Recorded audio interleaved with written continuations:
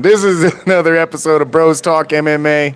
I'm your host, UTICA, undeniably the illest cat around, a.k.a. Mr. Make This Pick Real Quick.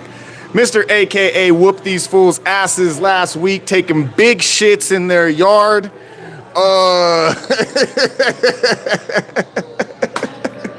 I'm here with my bro host extraordinaires.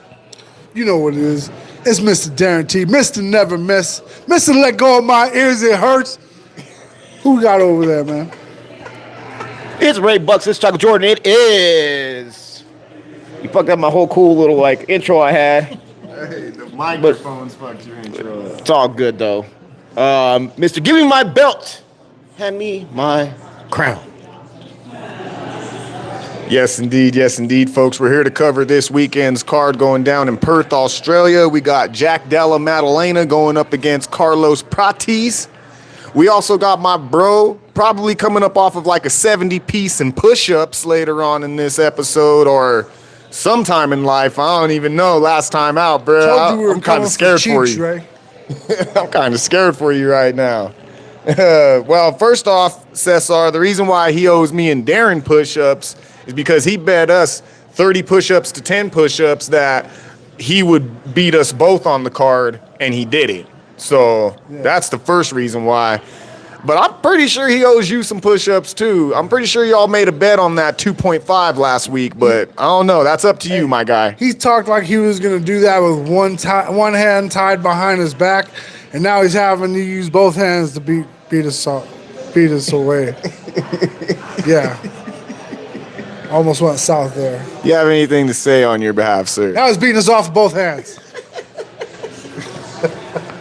What I'm gonna say is, motherfucking push-up don't matter to me.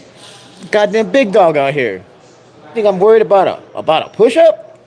I'll do a push-up while suspended in the air, player. You seen him. That being said, I'm not really looking forward to this shit. He beat y'all with both hands. At least say so. I would love that. Yeah, so, you know what I mean? Push-ups aside, that'll happen at the end of the show. It's not going to be a big deal, okay? It is what it is.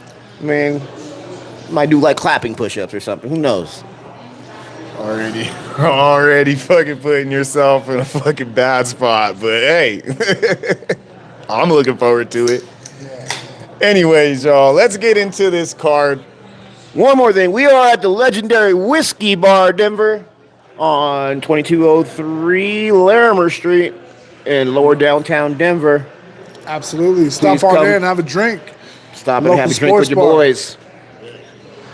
Make sure, like I told y'all, this is episode 98, y'all. So we will be having our 100th episode in a couple weeks here. So make sure you come out and celebrate with us. It's going to be a great time. I'm not going to say the card quite matches the celebration, but hey, we're going to do with it what we do.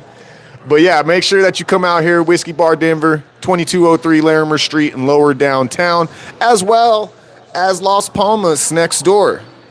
If you'd like to, get your little, cigar on and shit like that, make sure you go check them out too, or, indulge in both if you'd like.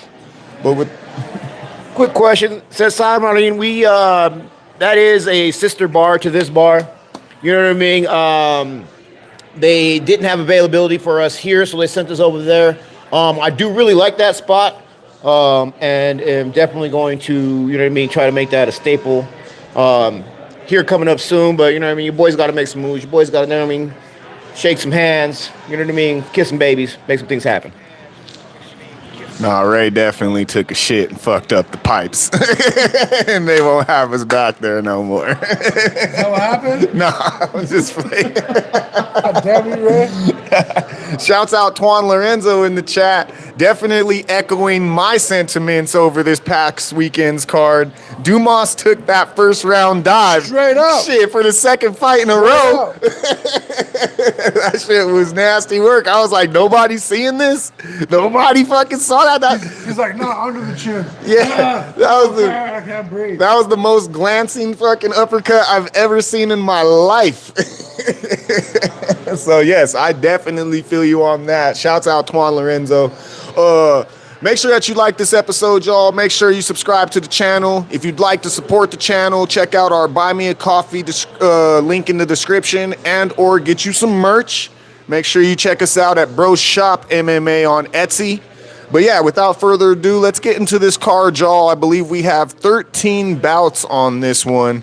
And just a friendly reminder, folks, we will be on Australia time for this card. So over here in Denver, these fights will be starting at 2 a.m. in the morning and 4 a.m. on the East Coast. Yeah, Australia put in that extra paper to make sure that they get it on their time as opposed to American time. So just prepare for the main event to take place at fucking 9 a.m. on the East Coast and 7 a.m. here in the mountains. It starts at 2 and the main card starts at 7?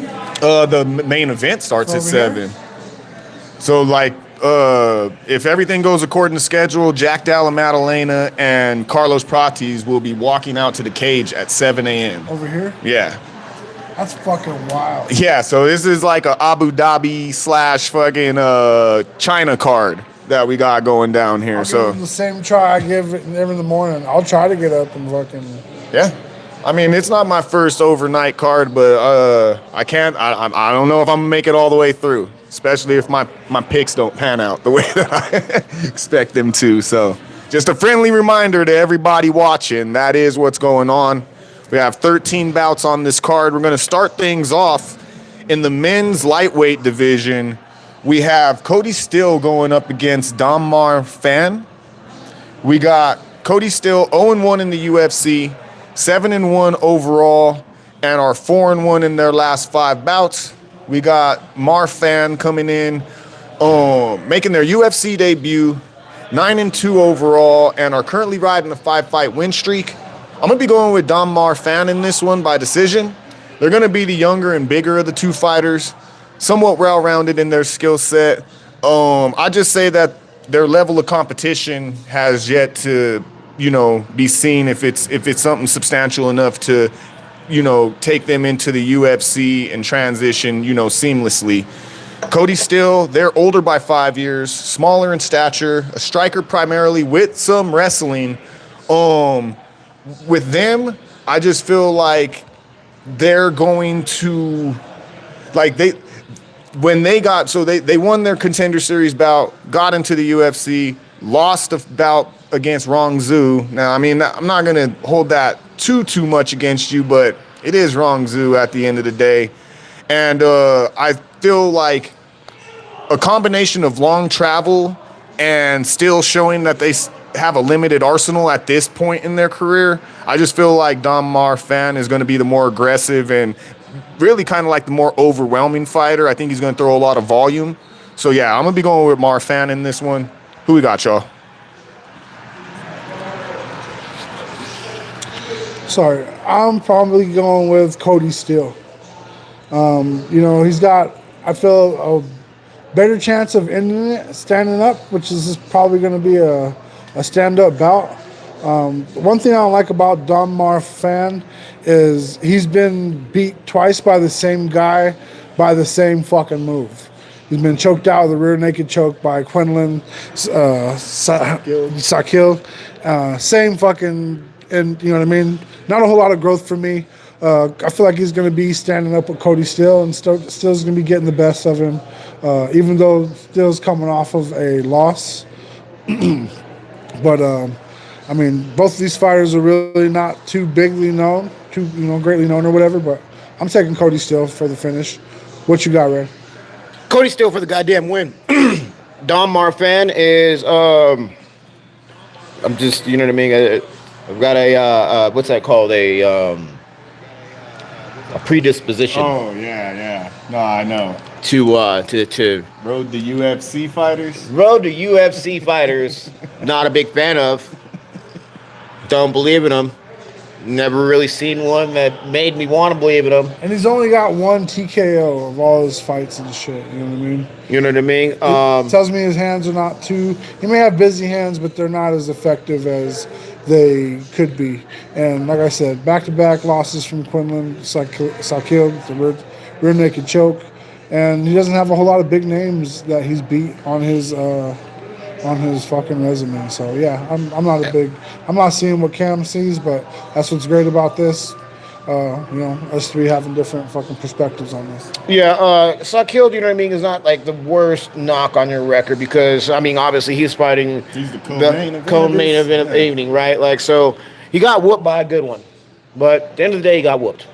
And, but he got blown off the same branch by the same wind in the same direction. That's funny as fuck. Anyway, that being said, I'm going to go with Cody Steele. This is going to be a stand-up affair. I think Cody Steele, you know what I mean, has a little bit of power in them hands. I believe he has more than Dom Marfan. Speed-wise, they're probably about even. But that being said, Cody Steele's my guy. Cody Steele's, you know what I mean? Steele's got the more effective hands, I feel. Stand up. Exactly. Okay, we'll see. Let's see here. Cesar Baudin says, Cody's still going to get sat down. Yes, sir. Shouts out to my guy. He also said Dom Marfan's eyes are too close together to lose. He's lost a chromosome. He's not losing this fight. Wild work. Moving on to the second matchup on this card, we have a welterweight bout between my bad, folks. We got Jonathan McAuliffe going up against Themba Gorimbo.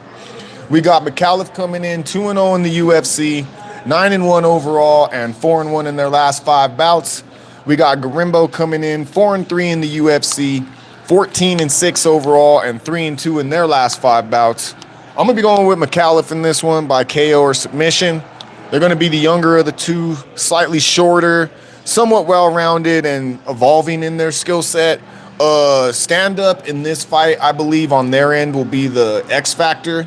Themba Gorimbo is going to be older by 8 years, slightly taller, a grappler primarily, that likes to, he's kind of like a grinder, where, he's going to lean on you, he's going to put you up against the cage, eventually try to get you to the ground and just control you and or try to open up, ground and pound and stuff. But I think that their gas and chin's going to be tested on this one. So I just feel like that's, as long as McAuliffe can keep this on the feet, they should be able to take care of business with Gorimbo from there.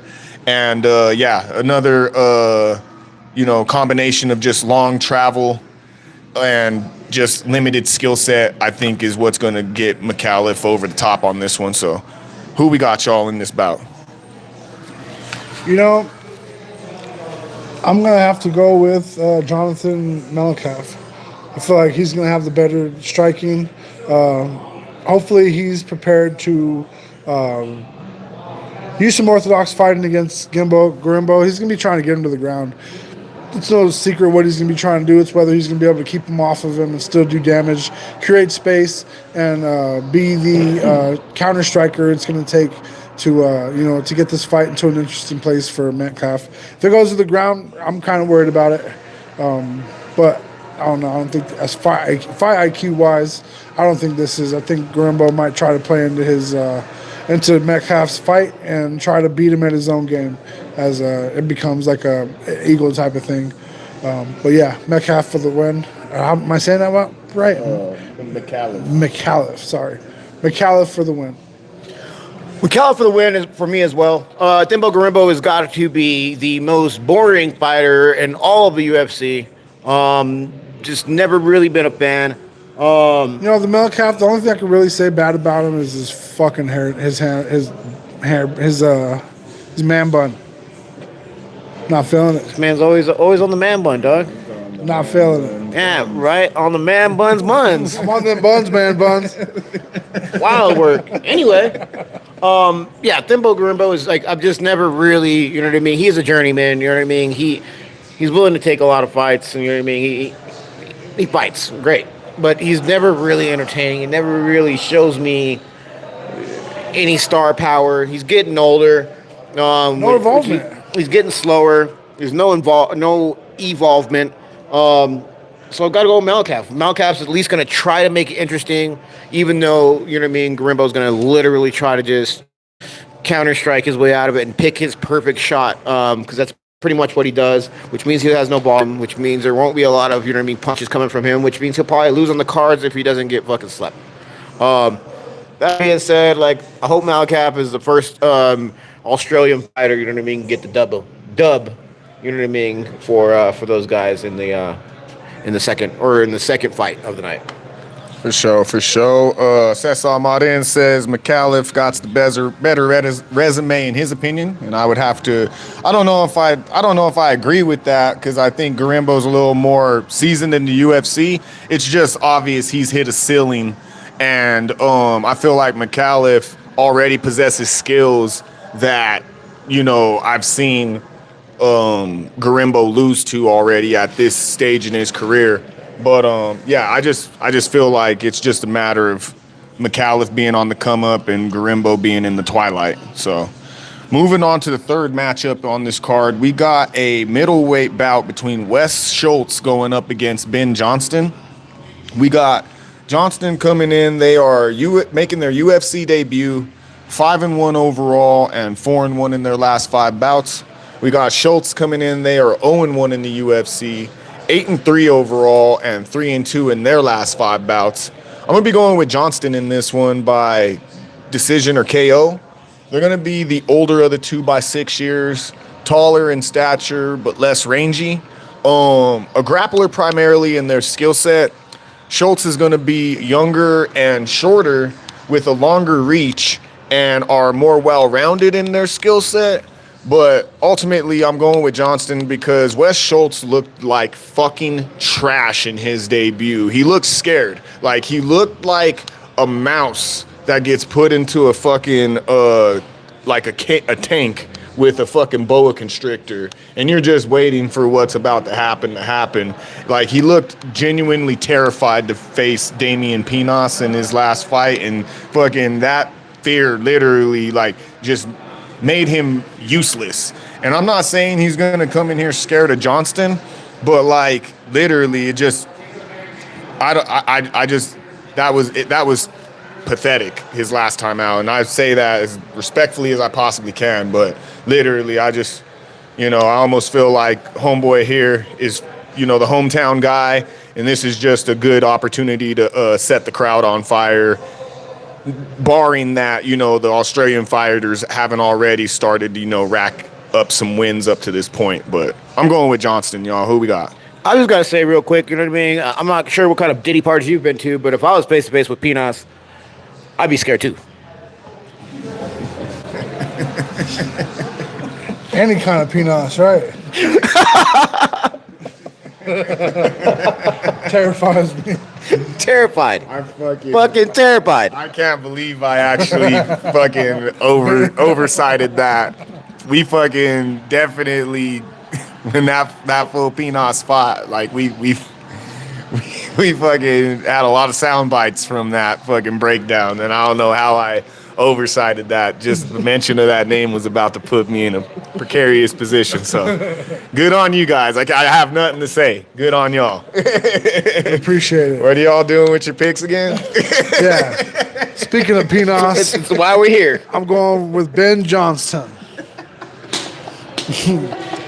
Yeah, I'm not a big fan of the fucking fear thing either. I mean, Wes Schultz did go up against a fucking killer. It didn't look very good on him. He's going to have to fucking win me over. I can't go with the guy who fucking shows fear into something that you show up and fucking practice and perform and you go out and execute every fucking day in and day out. So I don't know where the fear comes from. But yeah, and I'm just not a fan of him. I feel like Ben Johnston has a better chance of finishing this standing up or on the ground. I feel like Wes Schultz probably has a puzzle to put together himself for this bout. What you got, Ray? I'm going with Wes Schultz.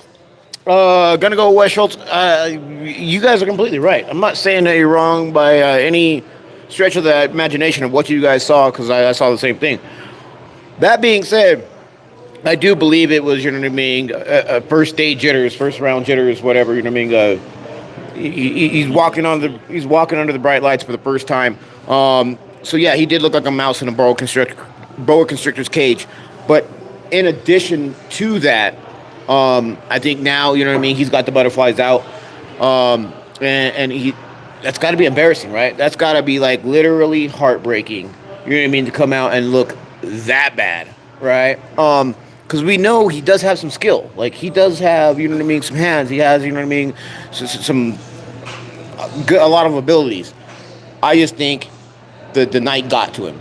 And I think he's going to prove it, you know what I mean, this Saturday and explain why he needs to be in the UFC or why he deserves to be in the UFC. Okay. Hey, nice breakdown. If I was Wes Schultz, I'd be like, I fuck with that guy. Those two other dudes, fuck them. RayBuck's guy knows what he's talking about. Scared, you're scared. You get in there with him. Yeah. You get in there with big old peanuts. See what happens. Anyway, y'all. Cesar Martin said this fight was horrible to pick. They both are trash.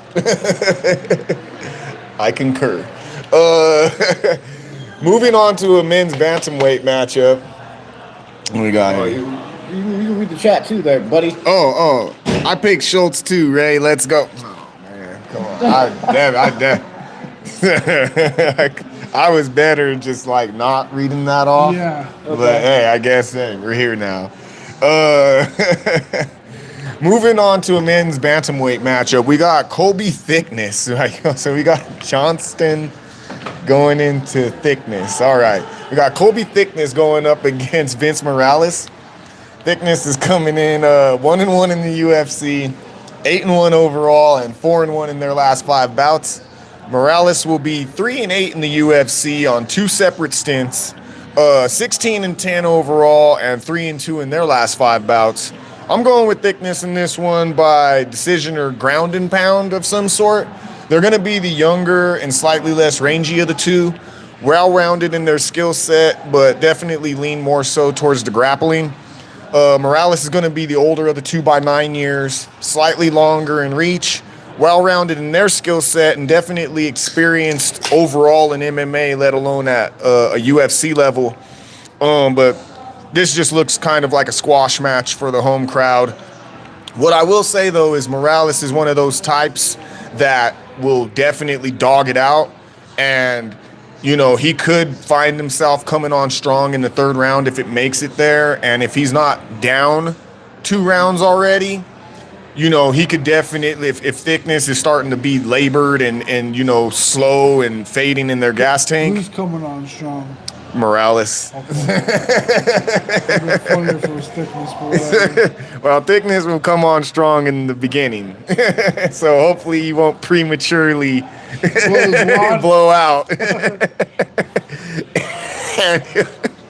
and he'll get shit done in that 1st round and a half. Like I said, he should be able to grapple, get this to the ground, and then just start landing nasty ground and pound. But if he starts to fade and this ends up going to deep water, that is where Morales becomes alive. So, you know, I am going with Thickness, but I will say if he allows this to go to the cards, there's a possibility that Morales could come on strong. I don't think he'll win by decision, but he could fuck around and put him away in the 3rd round if he lets him stick around too long. But who we got, y'all? I'm going with Vince Morales. Oh, shit. You know, I feel like my what deterred me to this is, you know, this guy went to a full decision fight with Song Yadong, and fucking, you know what I mean? He's just, hold on. Live in the chat, y'all. We live in the chat. Yeah. I'm going with Morales. I just feel like he's more seasoned. He has a better chin. He's proven that he could take more punishment. And a 3-round fight, I mean, if Song Yadong couldn't put him away, you know, it takes a lot to get this guy out of there. So I'm going with Morales. What you got, Ray? I gotta go with the Thickness.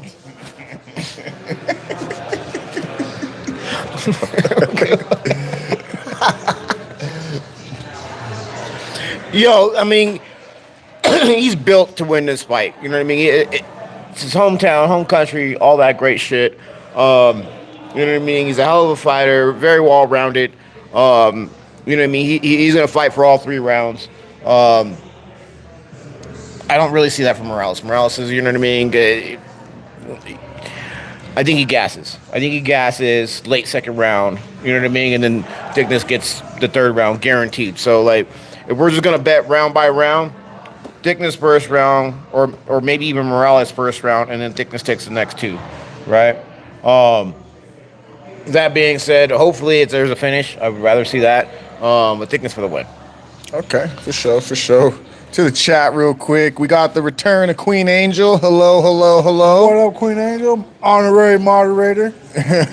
Watch your P's and Q's. We got Raw in Toronto. He said, brothers, don't kill each other tonight.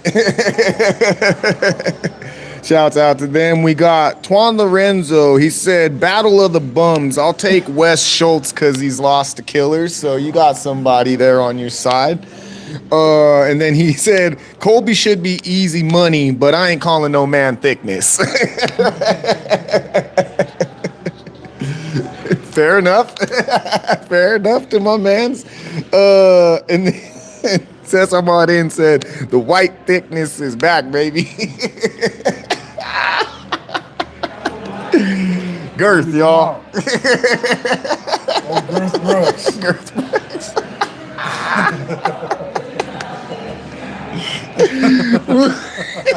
I don't like the direction this show is headed in. Okay. We can just get back on topic, you know what I mean? Start talking about UFC fights and things, you know what I mean? That'd be great. Thank you. I could pick these next 3 fights with my fucking, I know, 1, 2 fights with my eyes closed. Oh, yeah, for sure. Easily. Shit. Moving on to a middleweight matchup, y'all. We have Jacob Malkoun going up against Gerald Meerschaert. We got Malkoun coming in there, 5-3 in the UFC, 9-3 overall, and 3-2 in their last 5 bouts. We got Meerschaert coming in there, 12-13 in the UFC, 37-21 overall, and are 1-4 in their last 5 bouts. I gotta go with Jacob Malkoun in this one by decision or KO. They're gonna be the younger and smaller of the two. A decision machine that uses grappling to basically control their opponents and or open up ground and pound. Gerald Meerschaert is going to be the older of the two by 8 years, bigger in stature and a grappler primarily, but he's just fading, just overall, but also his chin in particular. Yeah, I mean, everything on paper says you got to go with Malkoun. The only thing really that Meerschaert got going for him is that sometimes they can Homer Simpson you into a false sense of security. And then you think, you know, you're on your way to beating this dude, and then he slides in some crazy fucking submission and gets you the fuck out of there. But I feel like now his age and just his conditioning doesn't even allow him to dog it out anymore. So I just think Malkoun's going to get him the fuck out of here, and this is just Meerschaert, you know, catching whatever checks he can left at the end of his career. So, yeah, I'm going with Malkoun. Who we got, y'all? I'm taking Malkoun as well. Real quick in the chat. Cesar Marin says Meerschaert gonna toss in his gloves after the fight. 100%. I think that he's gotten his ass kicked enough to where his gloves need to come off. You know, he's kind of one of these guys who shows up every once in a while to fight and give a good fight for the most of the time. I think he's just out fucking, you know what I mean? I won't say outclassed. He's just, his time has come to pass. And I'm done him fucking up parlays. You know what I mean? This guy needs to fucking go. Well, I mean, I completely agree with you. I think he tosses in the gloves. That would be a bet that I would make when he tosses in the gloves tonight. Or not tonight, but Saturday night. In addition to that, yo, chat, easy, okay? What the fuck you on right now? Be easy, okay? Anyway, in addition to maybe thinking that he's going to toss in the gloves, he's just he puts on a great fight. You know what I mean? He's a legend. In my opinion, Gerald Meerschaert, you know what I mean, was, look at how many just fights alone, how many fights he had is amazing, right? And like, yeah. And he's always put on good fights, whether he got slept or not. You know what I mean? He's in there to win it, even though he doesn't have the ability to win it. So for that reason, I've got to go with Jacob Malkoun over Meerschaert. You know what I mean? No shots fired at Meerschaert, but your time has come, and you know what I mean? You need to start raising some grandkids or fucking fighting in a lower league. Go raise a family. Or you know what I mean? Coaching, my guy. You're a coach now. Sorry. Definitely. Salute to Gerald Mearshart if and when he does decide to hang him up, which could be early in the morning over here in the States. He's going to be retiring while most people are asleep. So I would suggest you don't retire, Gerald Mearshart. Get that fucking video package, bro. Get the fucking proper send off from the UFC, dog. Let them know in advance that you're actually going to hang them up. Don't do the fucking Nico fucking Price, dog, and get left in the fucking Get slept and fuck your goodbye. Yeah, get left in the dust, bro. Don't do that to yourself, dog. Even Gilbert Burns, like, he retired at the Canada card and didn't get any of that extra shit. But I will say salute to UFC because on the next card they did give him a video package and a send off, like, you know, officially and shit. So, you know, but I would say for a guy like Mearshart who's been putting in that work like that, he should probably do himself a service and don't just emotionally retire because you know you got your ass whooped again. Like, actually, you know, allow this company that you've done so much for to at least give you a little something back. You know, a little something. He ain't going into the Hall of Fame. I'm gonna tell you that right now. I feel like the last person in the chat is Drake. Yeah, Ron Toronto is an interesting character, y'all. Like, I've had my run-ins with him on different broadcasts, and you know, he's outspoken to say the least. He's got that 9-iron shawty. He said a combination of I'm half black, I got thickness, and then went on to say I'm half blacky with that thickness. So I don't know. You know, I've never heard one black person in my whole life call themselves black. Yeah, I feel that's like a white person fucking. That's definitely the. Yeah, no, that's the other half coming on out. He said dead ass though, and is having a time. He's definitely enjoying himself in the chat, y'all. Shout outs to Raw in Toronto. He's got a white stepmom or something that calls him Blackie. That ain't right. That's not right. Raw in Toronto, you still in probation, homie. That's what fucking sad. Because Cesar did take kindly to your comments in our show where you made an appearance and went the fuck off. I don't even know why. But anyways, shout outs. He says, all love, brothers. Yes, shouts out Raw Toronto. Hilarious. But okay, go ahead. Also, shouts out to your white stepmom. Let's go. Absolutely. Moving on to a light heavyweight matchup, y'all. We got Junior Tafa going up against Kevin Christian. We got Tafa coming in 2-5 in the UFC, 6-5 overall, and 1-4 in their last 5 bouts. We got Christian coming in 0-1 in the UFC, 9-3 overall, and 4-1 in their last 5 bouts. I'm gonna be going with Christian in this one by submission. I'm not like high on this pick, but it's the lesser of two evils here. Christian's gonna be the older of the two by a couple years, significantly bigger in stature and somewhat well-rounded in their skill set. They, like Wes Schultz, had a pretty pathetic fucking debut, I'm not gonna lie. But I'm going to attribute it kind of like what you said to UFC jitters, and, you know, they let it get to them and they just weren't quite ready. But they have the tools. Tafa, on the other hand, they're going to be the younger of the two, significantly smaller in stature and a striker primarily, but they're just too one-dimensional for me. I mean, basically, Christian has a combination of knockouts and submissions on his record. But if you're gonna play this the right way, you're gonna come in there and you're gonna take fucking Tafa down and choke him the fuck out. That's the game plan. If you don't, like, literally, a fucking amateur could come in and know that that's the game plan against Tafa. So Christian should just do that. I mean, he's gonna be significantly bigger, like longer reach, so his limbs should be able to wrap around fucking Tafa easily and just fucking should choke that fool the fuck out. You're just fucking caught in a loop right now, buddy. But yeah, I'm going with Christian. Who we got, y'all? I am going with not Junior fucking Tafa. Kevin Christensen, of course.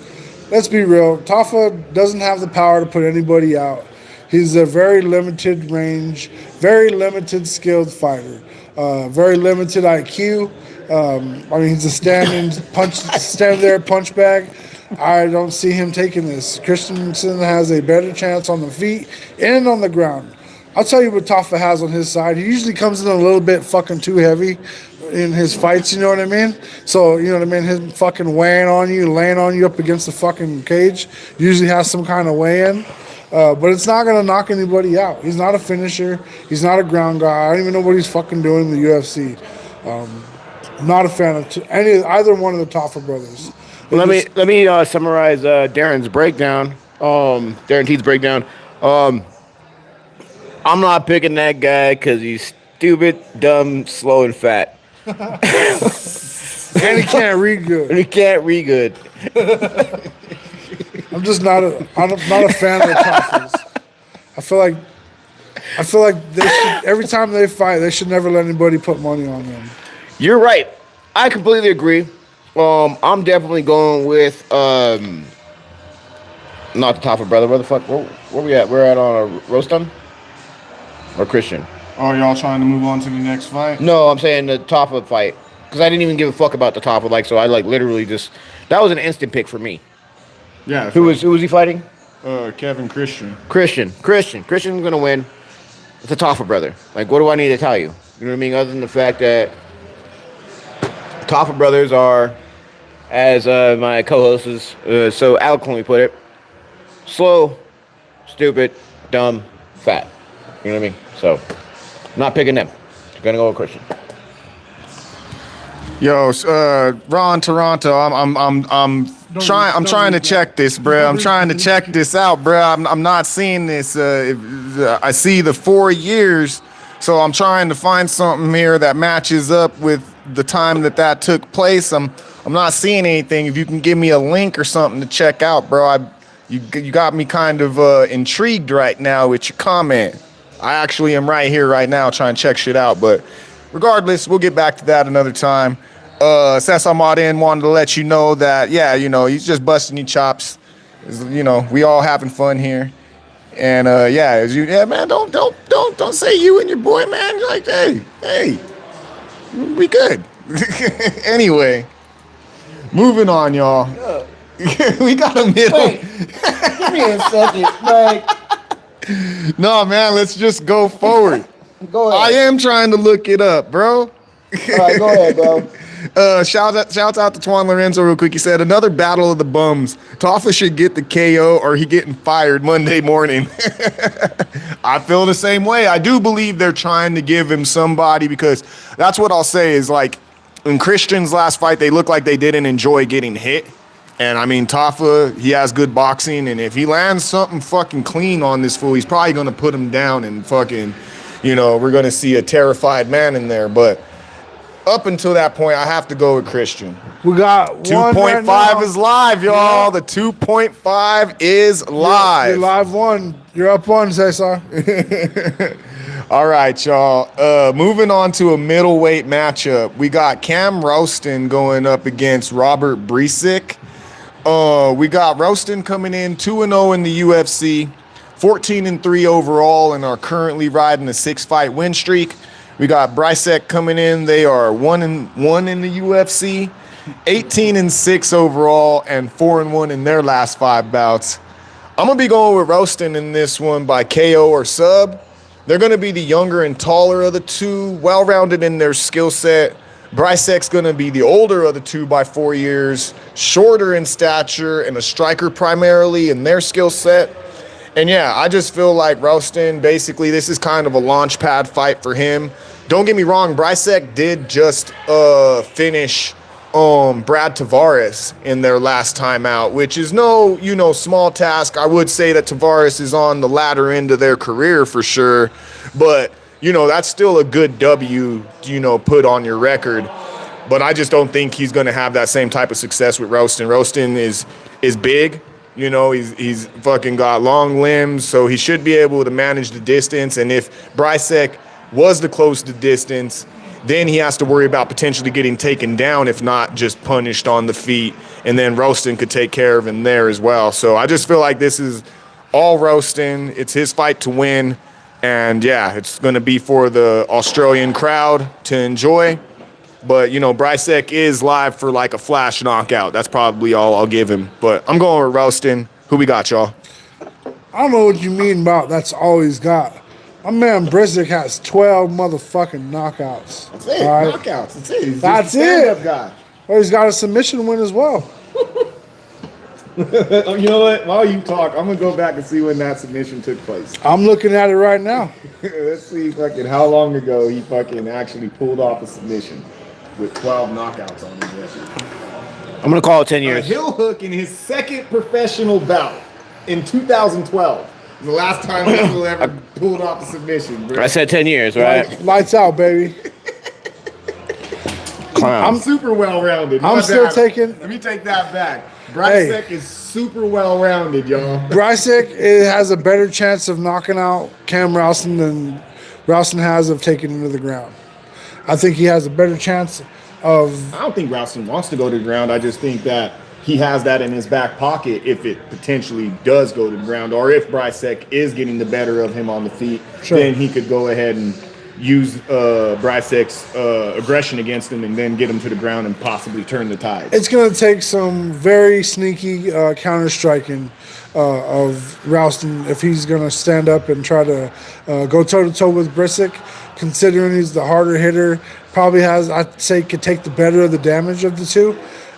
Cam Ralston does have a strong overhand right, has decent boxing. I don't think it's going to override Brisick's power. I think Brisick's power, accuracy, and willingness to stand in front of Ralston and make this a phone booth fight is going to be the demise of fucking Cam Ralston. So Robert Brisick for the win. What you got, Ray? We going with Ralston as well. Wait, did you go with Brisick? I did. He went Brysek. Who'd you go with? Ralston. Yeah, I took Ralston. Ralston. Rouse. Rouse.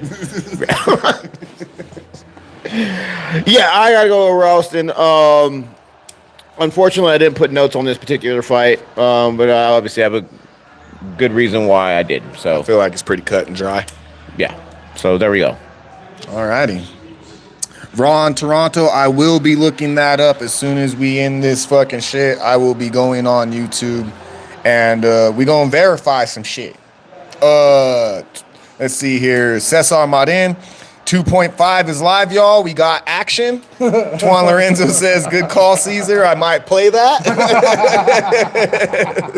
It's very easy, y'all. Yeah. This is probably one of the more surefire bets you'll ever come across. Easiest money you'll make every week. Guaranteed. Contact your local betting, officials and see if you can get this one put on the fucking, the books, y'all. We could be betting this on DraftKings, yeah. Prize picks. All that good shit. Anyway. Here's what it is. We can start making some money on DraftKings and not just Bumble. Cesar Marin believes with the Cam Ralston fight and Robert Brysek fight that this one's going to go to distance. He doesn't think they're going to stand and bang the whole time. I can see that. Especially if Brysek fucking catches that full clean. Like, it might make Ralston want to fucking change his game plan up a little bit. Moving on to the main card opener in the heavyweight division. We got two heavyweight fights back to back, but this is going to be the first of two. We got Tai Tuivasa going up against short notice opponent Louis Sutherland. We got Tuivasa coming in 1-0 in the UFC, 8-0 overall, and are currently riding a 6-fight losing streak.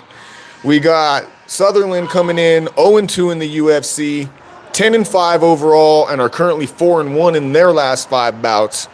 I'm gonna be going with Tuivasa in this one though by KO. They're gonna be the slightly older of the two by a year, smaller in stature, and a striker. I feel like this matchup, to me personally, the change in opponent actually favors them more than the last opponent they had. I feel like their last opponent, Sean Sharaf, would have posed a little more of a threat. I feel like not too much, but this is either or with these opponents. Bless you, friggin'. I feel like this is the UFC trying as hard as they can to give Tuivasa a layup. I mean, He's good TV unless him and his opponent get labored like his last outing against Taliesin Teixeira. That shit was fucking terrible. We got Louis Sutherland coming in. They're younger and bigger of the two. A striker primarily, coming in on short notice, as I mentioned, and could catch Tuivasa potentially with something powerful, but I just feel like they're not as seasoned at a UFC level. And once again, this is about as close to a layup as Tuivasa can get. If he doesn't hang the gloves up after this one, then it's obvious he's just coming in here and cashing checks. That's it. But I am going to give Tuivasa one more. He might even hang him up just on a win, too. So we'll see how this goes. But, yeah, I'm going with Tuivasa. Who we got, y'all? Thank you, Raw in Toronto.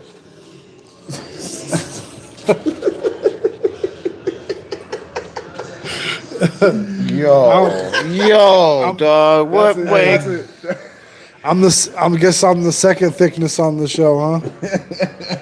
Dog, what are we doing? What are we doing right now? Okay, can we back to the fucking the story? You know what I mean? What are we doing? Oh, shit. I'll take. I don't usually like taking Tai Tuivasa. You know what? I'm not gonna start. I'll go with Louis Sutherland. Oh! I feel there's a chance of a flash KO. Tai Tuivasa is not necessarily a fucking. He's a dangerous striker, but he's not. He doesn't protect himself from danger. So if you have somebody dangerous on the other side of him, there's always a good potential chance for a knockout because Tai Tuivasa is not big on the fucking, with his hands with the defense.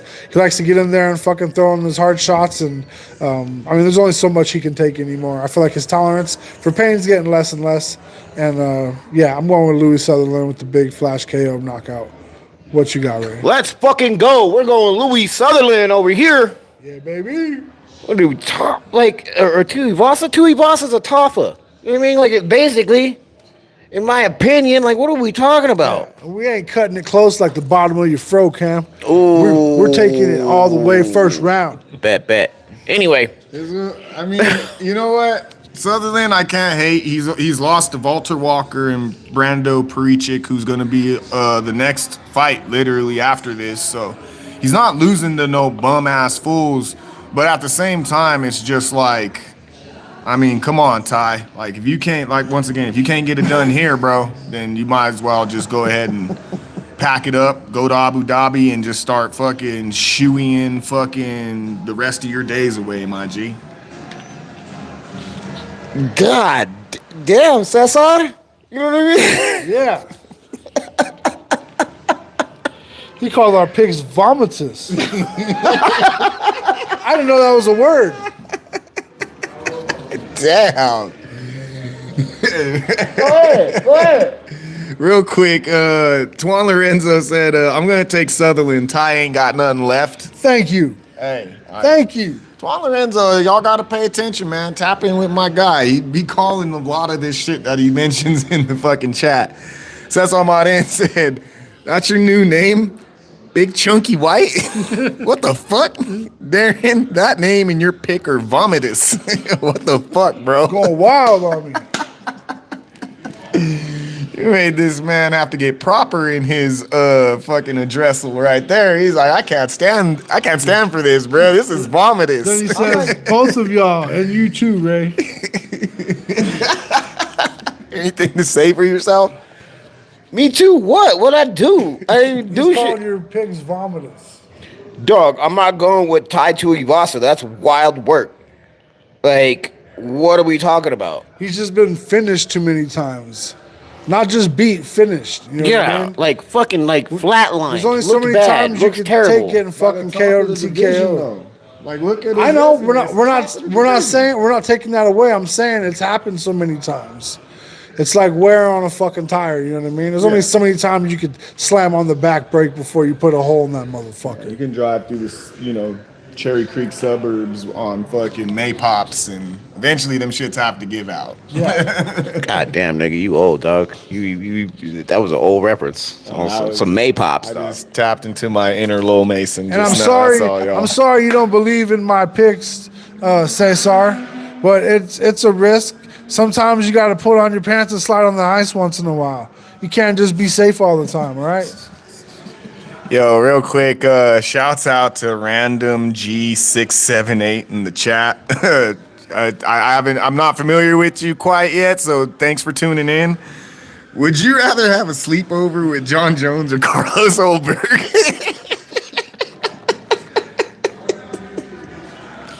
Nah, bro. No comment on none of this shit, dog. That's wild work. I don't want to partake in no John sleepovers Jones, you with couldn't stop grown if you ass wanted. men. And Allberg could finish you with one leg. And Olberg was a stripper apparently back in the day. Oh my goodness. That's terrible. You don't know what's gonna happen. Nah, yeah, I'm good. Yeah, we ain't doing that. You know what I mean? Pick, right? Oh, I gotta pick. You gotta pick. Okay, we're gonna go with John Jones. You know what Yay, I I mean? knew it. Yay. He's gonna bring the party favors and the bitches, so we'll be he's all gonna right. make you Like, take you know it. what I You're mean? not Like, gonna be able to stop him. so like I don't need the party favors, but like the girls might want that. So we'll see what happens. I don't know. And he's gonna get you home. Like he might have to beat up a cop to do it, but he'll get you home, dog. Yo, all right. I mean, bruh, fucking, if we're talking about who's gonna bring the hose, like Carlos Olberg is gonna bring the hose. Absolutely. Dog. Like, if we're really gonna, break it down in that fashion, Carlos Olberg was a model out in New Zealand and Australia and shit. Like, this fool's bringing the hose for sure. And he was a stripper. If you were gonna go track down your ex chick and put on a ski mask and beat her up, then I'd say John Jones for sure. But I'm going with Olberg. Okay, let me go ahead and explain something to y'all. Y'all don't want a pretty dude around. You know what I mean? You ain't gonna. You just call another man pretty? You just said he was a stripper and a model, dog. Like I'm going it based off of facts, right? Like you did two things that mean that you're pretty, right? So I did not call anybody pretty. So I don't know. I've seen some ugly strippers. Well, you seen a lot of ugly male strippers. You've been looking at male strippers a lot. No, just strippers. Period. Oh, just all strippers, huh? My first stripper was pregnant. Okay. God damn. Paper Tiger used to get wild. Paper Tiger, dog. Oh shit, y'all. Hey, that's some Denver shit, y'all. I'm sorry. You had to be there. Wild shit. I'll tell you this, yo. Like we were at a bar. It was right like 2 blocks away, right? Rome's. Shout out Rome's. Rome's, you're a great little bar, whatever. It's kind of like Rome's is like a mini like Twin Peaks or Hooters, right? You know what I mean? All the girls dress up. They're all very beautiful, whatever. And then we decided we were going to go to the strip club, which was Paper Tiger. I literally paid $20, walked into it about 20 feet, and walked right the fuck back out. And was like, nah, this ain't for me. Can't do it. Did you just say fuck it, keep the 20? Keep the 20, y'all. Y'all good. Don't even trip. And this is back when a 20 meant something. Because this was like, you know what I mean, 15 years back. And I'm like, y'all, no, you can keep that shit. I'm good. Like, I'm going home. And a 20 meant something. God damn it. Not in this economy. Can't be fucking going to the Paper Tiger in this economy, bruh. Not on no $20, bruh. Fuck that. Someone best be fucking at that point. Anyways, y'all, we back here in the chat. Ron Toronto says he believes in Chunky White. Thank you. That's all Martin said. You cool, Darren, but just rebuke that big Chunky White moniker. Nah, you gotta use that shit. And then his answer to the sleepover question is Olberg can't chase me down, so we good. Ron Toronto says John Jones really has that third leg. Willy Wonka style. I have no idea. Big pause on that. I don't know what that means. And he said, you guys need to post or show all of your picks at the end. Okay, something to think about for sure. And then Cesar Marin said, get those scraps. They can't fuck them all. Y'all on that T-Pain shit. And then he said $20 got you 3 songs back then. Real shit, bruh. Real shit. Now, if you're gonna talk about when the 20 meant something, that is true, bruh. You could get a fucking real lap dance back in the day for fucking $20, nigga. Now they asking for 60 off top, bro. What? That's crazy. Yes. And man, that's just the Denver market. Who fucking even knows, bro? makes You me fucking feel like- hit Magic City or some shit like that. Oh my God, bro. Yeah. Strip club culture is fucking a whole nother. You gotta be a fucking tycoon to fucking go They to just strip passed a new club. bill where the bars and the clubs are gonna stay out till 4 now. Yup. Oh, here? Mm-hmm. They finally got that passed? I thought they passed it. Or they're just getting it in the. They're working on that shit. That shit will be talked about in June. And then September 1st, if it does pass, is when that'll happen and go into effect. It needs to happen because Denver fucking nightlife ain't been the same since COVID, man. And fucking, like, literally, like, motherfuckers want to party, but it's like when shit be shutting down at like 2, they're like, what's the point? Yeah. I don't know, though. I don't know. Shit's gonna have to fucking amp up, though. We're gonna have to, like, fools gonna have to amp up. They're trying to keep like the crime down or whatever, but it's not the clubs you get hurt at. It's the parking lot you get shot. You know what I mean? And shit like that, and then just like niggas fucking driving home drunk and shit. Give them fools a couple more hours to dance that shit out after fucking the bar's been shut down. Motherfuckers get that alcohol out their system a little bit more. Or they put more in. Yes, sir. I am a goddamn politician sometimes. If they shut the bar down at 2, and then you're still able to party till 4. Then you should be able to at least work a little bit more out of their system. You got niggas who literally they try to plow drinks at 1:45 and then the club closes at 2 and then them fools are behind the wheel and shit. Don't talk about me, bro. Like, well, I'm literally right next to you, G. Okay, I'm right here, dog. Calm it the fuck down. You know what I mean? Mad disrespectful. Quit snitching. Okay. Back on track to the fights. I mean, bruh. It's been a while since I've had to. Also, Cesar Marin does realize that now I'm a fucking politician. I mean, I went up the hill. I made that happen. You know what I mean? I'm gonna, get that little 4 a.m. action going.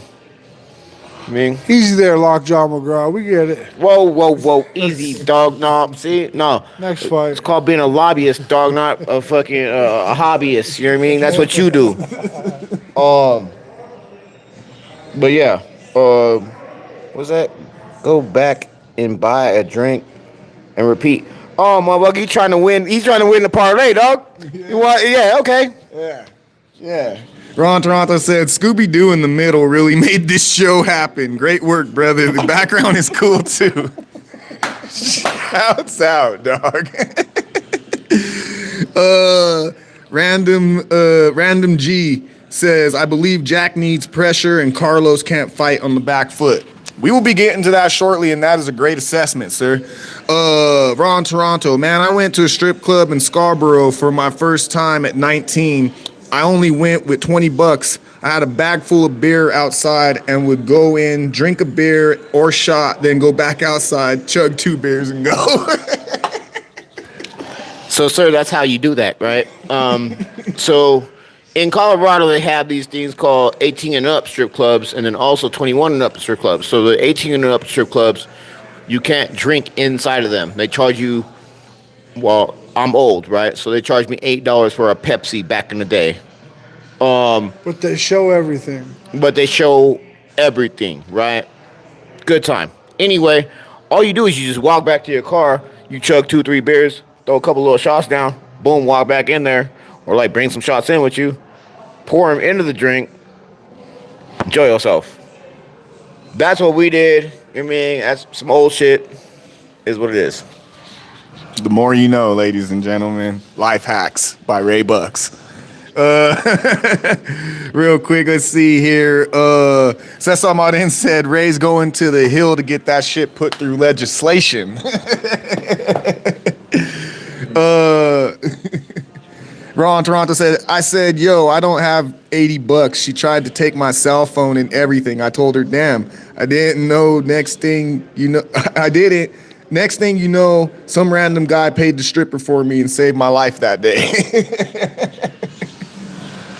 Pay your strippers, dog. Okay, this is another PSA by RayBuck. Pay your strippers, and then also, let me tell you this. Let me tell you this. That is crazy right now. Let me tell you this. Like, when you walk into the strip club and 3 girls grab you, it's not because you're pretty, dog. It's not. That song is gonna cost you $100. One song, because 3 to 4 to 5 of them grabbed you. You know what I mean? And we're not gonna talk about like immigration and all the other things. That's but like $180. dog, it happened, and I'm not gonna say my homie's name. You know what I mean? But he's one of our homies who likes MMA. And I was like, hey, dude, that shit's not free.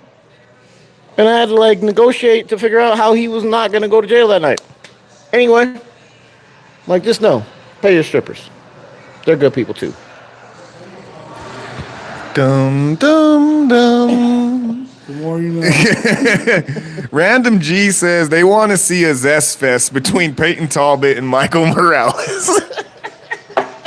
Dog, what are we doing? What are we inviting to our little like group? Oh man. Damn, I'm about to hit that fucking like that 2. Chill. Come on, He said, man, my light skin boy with the hey, Card. hey, the chat is active, y'all. We gotta. This is You're right. the audience. These are the niggas watching us. Like, gotta pay some homage. All right, well. But okay, moving on to our. hit my 2 there. About to move on to this heavyweight matchup, the second heavyweight matchup on this card. We got Shamil Gaziev, 2.5. He's already at 2, y'all. We got action, guys. All he needs to do is step away from the table and we win again.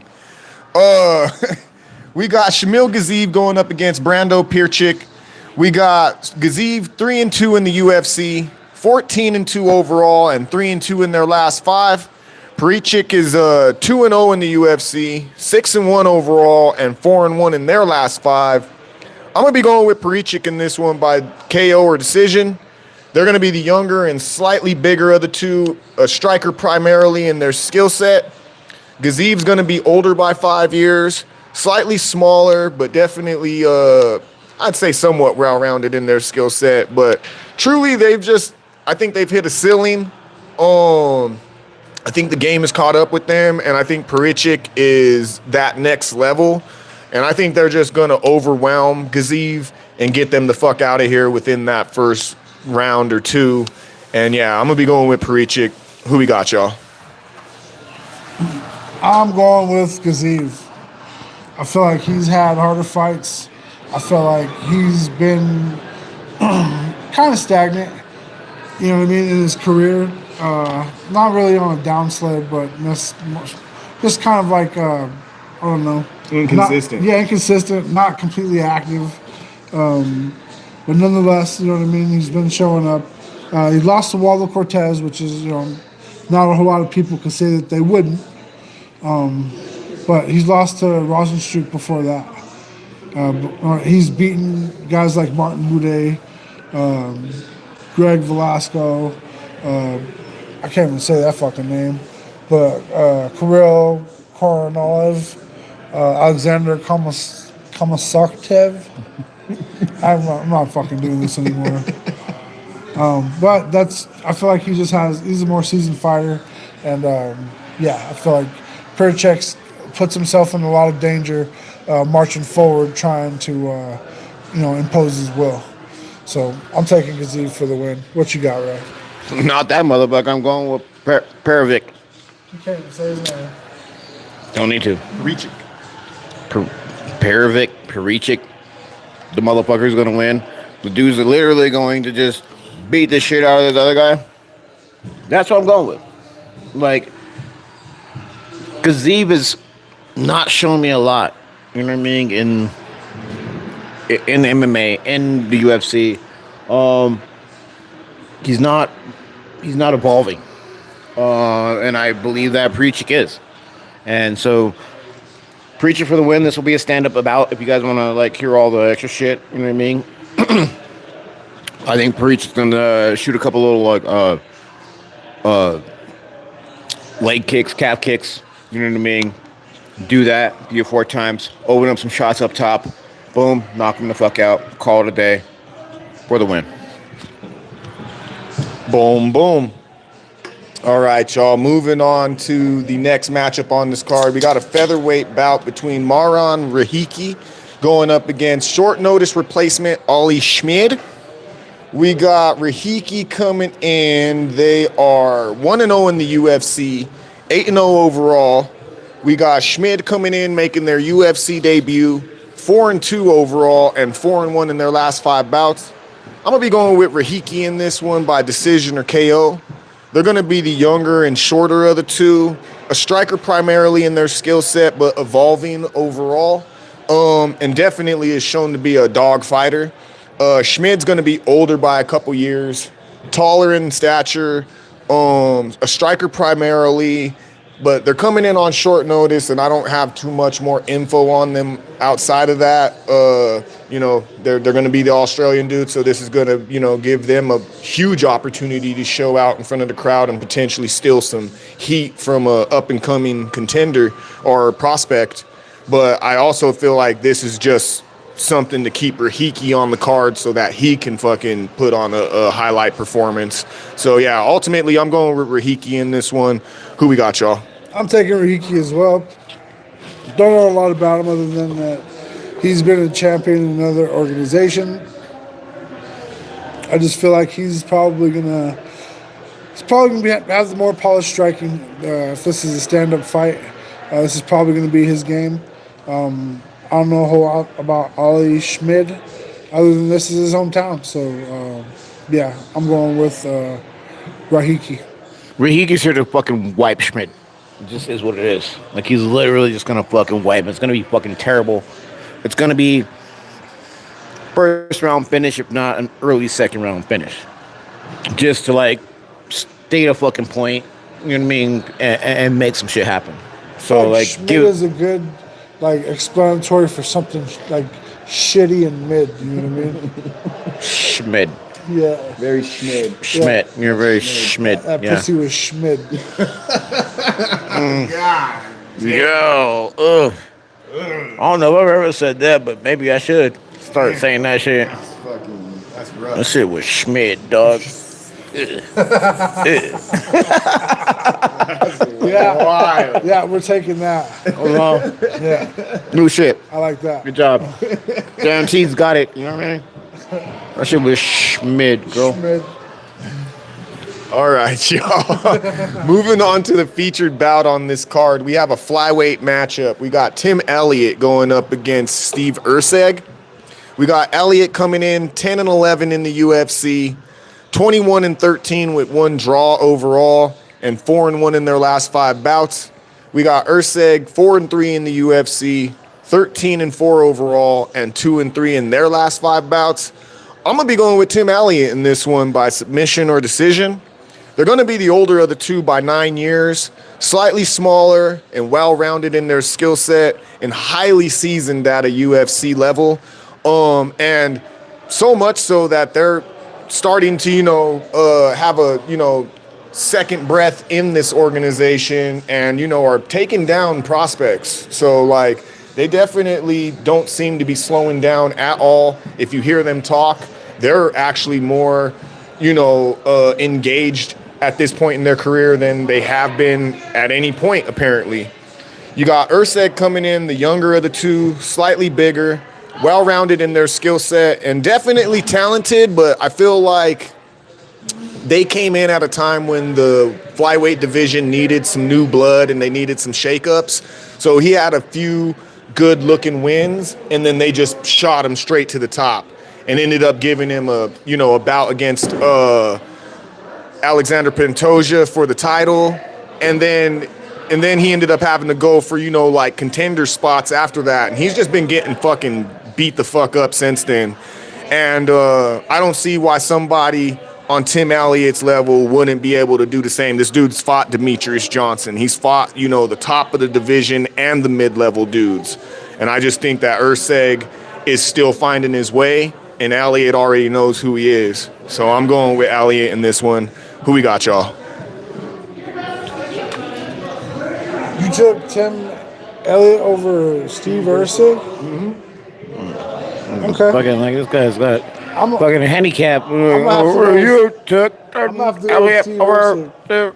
Personally, I think before his loss recently, he was dominating. You know what I mean? Tim Elliott had a really good fight against, and with like little to no camp against a fucking good Kai Asakura, who isn't like a. He isn't like a striker. He's not gonna beat you striking. He's gonna wear on you and dominate you with his wrestling. Steve Erceg has the best of both worlds. I feel like he's just as good on the ground as he is standing up, and he's every bit as good as Kai Asakura on the ground. And standing up, he's a fucking dog. I feel like he's being slept on because he's on a fucking a 1 week skid. Yeah, I don't. Yeah, He's on a 3-fight skid. no, he won. No. He won against Ode Osborne. Yeah, no, He lost to Brandon He just Moreno, which bounced back. anybody could fucking, lost Kaskar and Pantoja. Those are guys most people in the fucking league would fight or lose against. But it was 3 in a row at the top of the division, so. It was. But if you look before that, there was a long line of cheeks being fucking. Matt shaky. Schnell is not impressive. Ode Osborne is not impressive. David Dvorak, I feel like was impressive at the time, but now given where he's brought himself, I don't know. I think Erceg is still evolving, but now it's like he's 30, so he needs to start figuring it out. But if you go look at Tim Elliott, all he's got is Kai Asakura. No, he's got a long line of his whole resume speaks for itself. It's just that here recently, out of his 4 wins out of 5, Asakura is probably the most notable out of them. Oh, you're probably right. I mean, don't mind the 3-fight skid he was on with Royval, Askarov, and Davidson Figueiredo. Yeah, the fucking champions. The champion in Davidson Figueiredo, a number 1 contender in Royval. But if you look at the other 3 guys that fucking Erceg lost to, they'd kick the shit out of these guys. These guys are schmid compared to the other guys. Brandon Royval beat Brandon Moreno. What are you talking about? No, I understand that, but look at the other fighters that he's lost to. Friggin' Kai Kara France got fucking dog walked against Alexander Pantoja. Actually, Steve Erceg had the better performance against the champion than the dude that he lost to after. I don't know. I'm just saying, like, don't sleep on Tim Elliott, man. He's gonna stick to Erceg like a parasite, and he's gonna one fucking good fight smother since him. he's been back. Before that, you weren't talking about him. There was no noise about him. I picked him against Asakura. I know, but he beat one guy. One guy. This dude is 10-11 in the UFC with over 30 fights under his belt, and you're saying he beat only one guy to get where he's at right now? I'm saying for his notoriety, where he's been catapulted at, to even be considered to fight Steve Erceg, it's been so long since he had fought before. He fought with Kai Asakura, so it wasn't like he was as active and fucking, you know what I mean? Like, I don't know. I'm not sold. I don't know, man. I'm not sold. I'll bet you fucking 30 push-ups on this one. Okay. Boom. Fuck you, stupid bitches. You shut the motivation after watching you later. Yeah, I was gonna say, yeah, you're gonna show them how to do them, big brother. I don't give a fuck about neither one. I don't give a fuck about Chunky White, and I don't give a fuck about Skinny Black. Okay? What about You guys- Patchy Black? That's not me, so I don't know what the fuck You you are talking Patchy about. Black. Nope, not at all, nigga. I look beautiful. My skin is amazing. Hey. Anyway, that being said, Your sideburns are patchy. a little bit, but that does happen. Whatever. You know, motherfucker, like you ain't shit. What I'm gonna tell you though is Steve Erceg for the win. Cool. We're gonna go with that, right? Cause like he looks like literally Edward Norton Fight Club. Like he's gonna fuck shit up. He's gonna make it fucking happen. I'm not even sure why we're having this like whole ass conversation. I'm gonna let these motherfuckers win the fucking game. I think I'm gonna let them win the game. Did you pick Erceg? The parlay. No, I am picking Erceg right now. I'm picking Erceg right now. But yeah, go ahead, bro. Give the people what they want. Sometimes I feel like I gotta give the people what they want, dog. Like, as much as I don't want to, give them motherfuckers what they want, right? I'll see y'all later. Yes, sir. If you bet the over 2.5, you are a winner. He's giving you guys 3 tonight. Fuck the 2.5. He's giving you 3. You might even want to double up and see if you can go for the over 5. Hey, you know what we haven't done? What's that? We haven't talked about the Etsy store. Hey, y'all, if you want to support the channel, make sure that you go get you some official Bros Talk MMA merch from our Etsy store. Bros Shop MMA, all one word. You can also check out our Buy Me a Coffee link in the description if you just want to donate, just throw us some cash, I'm totally cool with that as well. But yeah, make sure that you check us out in the description to find ways that you can support the channel if you enjoy what you're seeing here. And if you don't got the funds, then the free and easy way is to like this episode, subscribe to the channel, get with our peoples in the chat, y'all. And yeah, let's have a good time here. But shouts out to everybody that has done so. We really appreciate all the help and, just everybody tuning in week to week. Thank you for that, Utica. Yeah, most definitely. Thank you to y'all. Thank you for the support. Really appreciate y'all. All right, y'all. Moving on to the co-main event of the evening on this card. We got Beneil Dariush going up against Quillan Salkild. We got Dariush coming in. They are 17-7 with 1 draw in the UFC, 23-7 with that 1 draw overall, and are 2-3 in their last 5 matchups. We got Quillan Salkild coming in 4-0 in the UFC, 11-1 overall, and are currently riding an 11-fight win streak. So that means that after their first professional loss, they haven't looked back since, and they've been fucking, putting people out since then. I'm going to be going with Quillan Salkild in this one by KO. They're going to be the younger and bigger of the two, and definitely well-rounded in their skill set.